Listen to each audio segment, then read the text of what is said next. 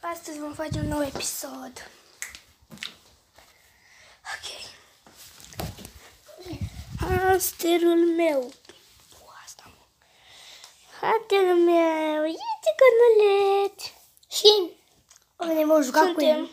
Alături de Nico. Ne vom juca cu el. Lasă-mă asta, două. Ok. Păi îmi pune pe asta. Nu, lol. Hai. Bă, să vă spun ceva. În loc de LOL, Eu vreau să stau pe asta, că îmi place. Ok, bă, din asta punem pe delfin să vedem ce face.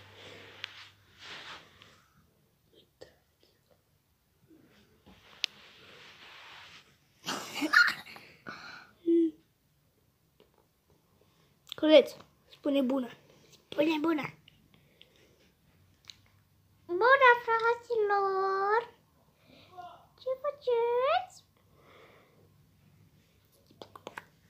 Asta a fost episodul de azi.